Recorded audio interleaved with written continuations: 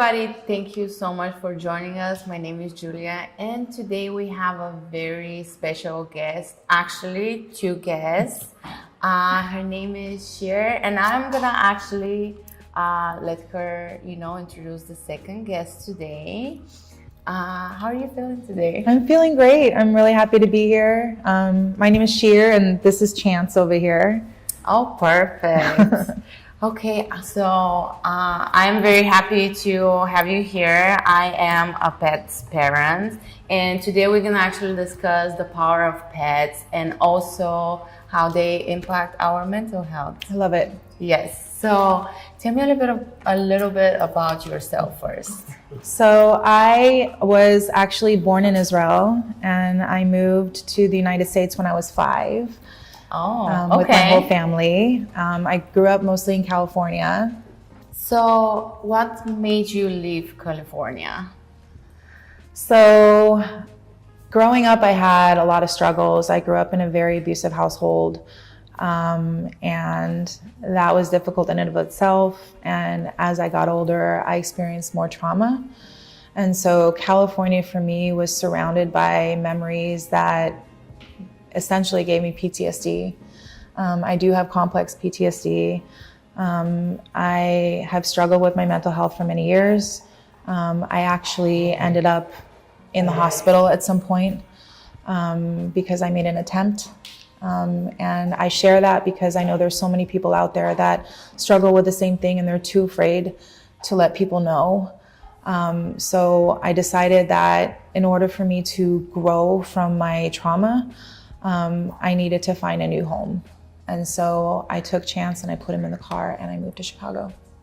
Well, thank you so much for sharing that with us. And I know that it's very hard. And I also know that a lot of people would relate to your story. So thank you so much. You're welcome. I actually do 2 fundraisers a year for mental health.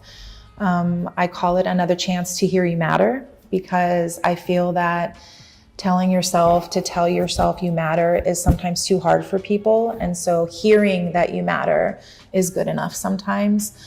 We do 2 pack walks a year where we raise money for mental health. You bring your dogs and you donate to the cause, and you write messages in chalk on the sidewalk to let people know that they matter and that they're beautiful. And I really want people to know that it's okay to talk about it.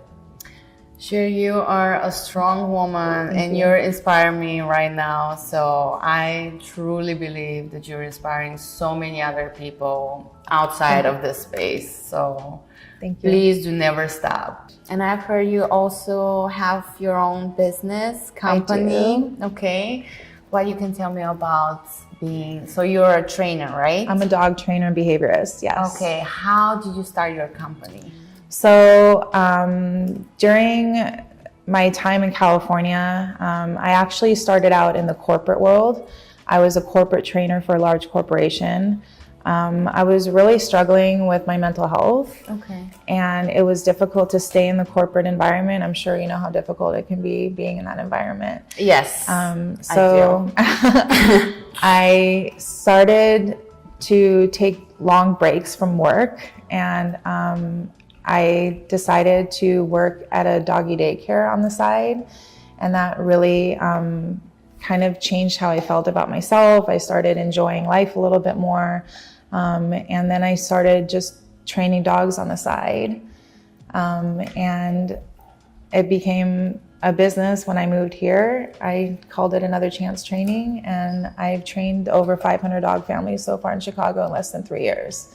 Gotcha. So is there any story behind his name? Around Chance? Absolutely. So after going through a lot of different struggles with my mental health, I had a therapist who suggested that maybe you should get a dog. And I immediately said no. Because I didn't want the responsibility. I didn't really like myself at the time. It felt like it was too much and too overwhelming. But I would search still late at night. I remember laying in my bed and searching on the phone looking for a dog. I saw a picture of Chance and I melted. And I thought, maybe I can do this. And I met him in person and I literally told him, maybe we can give each other a chance. And that became his name. Oh, I love it. So it was a love from first sight, basically. It was definitely love at first sight. And he's changed my life. He's my whole world. Oh, so I'm not gonna lie to you. I'm a little bit a cat person. Okay, that's okay. I forgive you. So your therapist suggests specifically a dog or just an animal? Specifically a dog. Specifically a dog. Yeah. So what do you think is the difference? So I really feel that having a dog can add to your mental health stability. Having a dog forces you to wake up in the morning. You have to walk the dog, you have to feed the dog. Having a dog teaches you a lot about life. I've never noticed so much about my environment before having a dog of my own, because they notice their environment in a way that we as humans don't. So I think, I hate to be too overly serious here, but sometimes having a dog is what gets you to wake up in the morning. Absolutely. I actually agree. My cats are also waking me up. That's good. Yeah. Not in the good way sometimes, biting my feet. But oh no. Yeah. But so can you say, for example, that being responsible for another, teach you how to be responsible for yourself as well? It absolutely does. I have to be there for him, and I'm not gonna lie, having him sometimes is frustrating. I mean, right now you can see he's getting anxious a little bit. So sometimes I have to learn how to be patient, and I have to learn how to be compassionate. And having a dog, I think, teaches you that. Okay, so how about, those are the lessons that you're learning as a, oh, there you go. Are you thirsty? Oh, so those are the lessons that you learn as a dog mom, right? Yes. So what advice you gonna give to people who are still on the fence, still debating, do I want a dog? Am I ready for a dog? It's harder than having a kid. You're never ready. I think you have to be realistic about it. It's a lot of work, but it's worth it.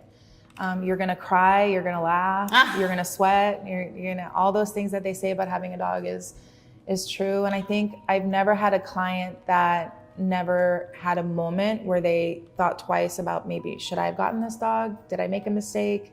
You're gonna have those moments. Everybody has those moments. But if you put your time and effort into it, you can have a wonderful relationship with your companion. Be kind to yourself. It's okay to struggle. You want to build your village. So if you're going to have a dog come into your life, rely on your friends, hire a trainer, get a behaviorist if you need to, look up doggy daycares, get your village in line, ask your family to help if that's a possibility. And as far as testing the waters, you can be a foster parent at a shelter. It's in desperate need right now. The shelters are full, the rescues are full. They need foster parents. And then if you have a friend who has a dog, I can't tell you how many clients I have that look for people to babysit their dogs when they go away. So volunteer to dog sit your friend's dog while they go on vacation. There's lots of ways to test the waters. I truly believe that pets are very important for everybody's mental health. So I agree. Yeah. So I also heard that there's a little history behind the name of your company as well. Yes. So what is it? Tell me a little bit more. So as I grew up, I was always told you get one more chance. And when I was searching for names for my company, I looked around and there were so many companies that are called Second Chance this, Second Chance that, which is great. But I always grew up thinking, what if the second chance isn't enough, And so you deserve another chance all the time. And there's so many, not just dogs that deserve another chance, but the humans behind the dogs, you guys deserve another chance too. And I think that's a very important way to look at life, is that you don't have to stop at your second chance. You can have as many chances as it takes. I love that. I will take that from this episode for sure. I love that. And thank you so much. And just to wrap this up, I have one last very important question. Yes. when you're gonna say what is mental health for you? I think mental health is being kind to yourself, and to make it short and sweet, giving yourself another chance over and over and over again. That's mental health to me. Thank you. That is beautiful. Well, thank you so much for joining us today, and thank you so much for joining us as well. And I think the chance will love a nice walk outside because the weather is beautiful today in Chicago. So yes, let's do it. And if you want to try and test the waters and volunteer at a rescue, there's plenty of rescues out in Chicago, you guys. You can look at Paws Rescue in Lincoln Park. There's One Tail at a Time. There's Canines and Felines, and there's Right Way Rescue. And I'm sure there's a lot of other rescues out there that need your help. So don't hesitate to reach out. Bye, guys. Thank you, Shir. Thank you. And thank you, Chin. Thank you. Thank you guys for joining us today. Thank you.